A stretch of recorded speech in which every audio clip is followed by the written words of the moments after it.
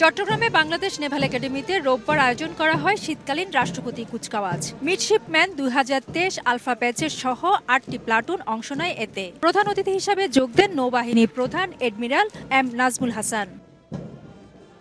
প্যারেডে সালাম গ্রহণ ও কুচকাওয়াজ পরিদর্শন শেষে নবীন অফিসারদের উদ্দেশ্যে বক্তব্যে নৌবাহিনীর প্রধান বলেন, দেশের ক্লান্তি লগ্নে নৌবাহিনী সবসময় জনগণের পাশে দাঁড়িয়েছে। আসন্ন নির্বাচনেও প্রয়োজনীয় সংখ্যক নৌযান সহ ৫,০০০ নৌ সদস্যকে প্রস্তুত করা হচ্ছে।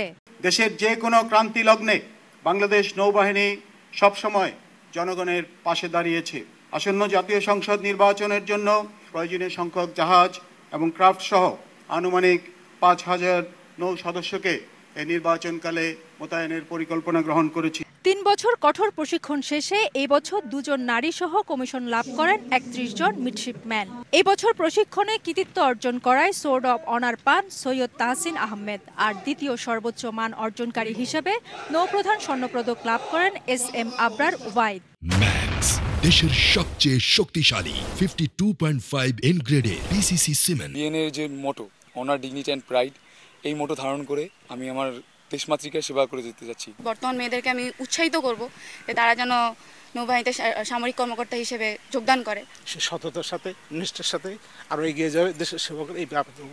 পরে নৌপ্রধান ও অভিভাবকরা নবীন অফিসারদের র্যাঙ্ক ব্যাচ পরিয়ে দেন। দেশের গণ্ডি পেরিয়ে বহির্বিশ্বে শান্তিতে ভূমিকা রাখা বাংলাদেশ নৌবাহিনীর এসব নবীন সদস্যরা দেশের সমুদ্র সীমানায় অতন্ত্র প্রহরী হিসাবে ভূমিকা রাখবে এমন প্রত্যাশা সংশ্লিষ্টদের।